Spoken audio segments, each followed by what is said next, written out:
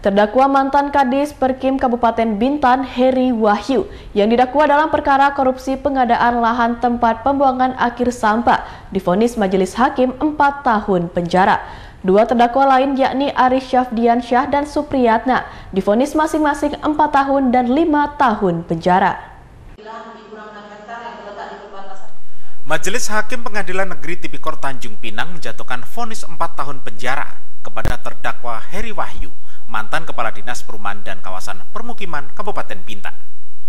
Dalam sidang yang digelar secara virtual ini, Heri Wahyu bersama dua terdakwa lainnya, Aris Syafdiansyah dan Supriyatna, menjadi terdakwa dalam perkara tindak pidana korupsi, pembayaran ganti rugi lahan pembangunan tempat pembuangan akhir TPA sampah Tanjung Uban. Dalam putusannya, Majelis Hakim menilai terdakwa secara sah dan meyakinkan bersalah melakukan tindak pidana korupsi secara bersama-sama. Putusan terhadap terdakwa dibacakan Ketua Majelis Hakim Siti Hajar Sirgar SH, didampingi Hakim anggota Anggalanton Puang Manalu SH dan Saiful Arif SH, dengan dihadiri Jaksa Penuntut Umum dari Kejari Bintan dan tim kuasa hukum terdakwa.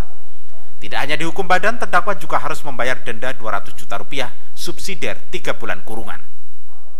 Terdakwa Heri Wahyu Muhammad Sopran tersebut di atas terbukti secara sah dan meyakinkan telah melakukan tindak pidana korupsi secara bersama-sama sebagaimana dalam dakwaan primer penuntut umum. Dijatuhkan pidana kepada terdakwa oleh karena itu dengan pidana penjara selama 4 tahun dan denda sejumlah 200 juta rupiah dengan ketentuan apabila denda tersebut tidak dibayar diganti dengan pidana kurungan selama 3 bulan.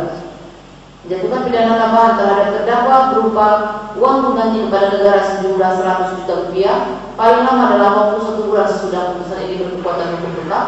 Jika tidak membayar, maka harta bendanya disita dan dilelang oleh jaksa untuk menutupi uang pengganti tersebut dengan ketentuan apabila pidana tidak mempunyai harta benda yang mencukupi, maka dipidana dengan pidana penjara selama 1 tahun. Dua terdakwa lain, Aris Syafdiansyah dan Supriyatna, divonis selama 6 tahun penjara dan membayar denda 300 juta rupiah subsidiar 4 bulan penjara.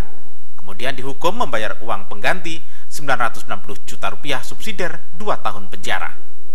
Tapi dibandingkan, ini tidak sesuai. Ini sudah kembali ke awal semula ini. Hukum ini tajam ke bawah, tumpul ke atas. Seorang Supriyatna yang buta huruf, yang tidak tahu apa-apa, dia hanya meminta ganti rugi lahannya. Tetapi haruskah dia di penjara? Masalah putusan yang tumpang tindih, bukan wewenang Tipikor menentangkan itu. Ada hak perdata. Terkait putusan dari Majelis Hakim Tanjung Pinang, kami menghormatin atas tersebut. Namun setelah ditanyakan kepada sikap kami menyatakan pikir-pikir selama 7 hari.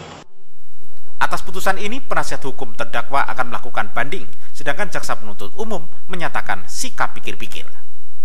Dari Tanjung Pinang, Humalan Nasution, iNews melaporkan.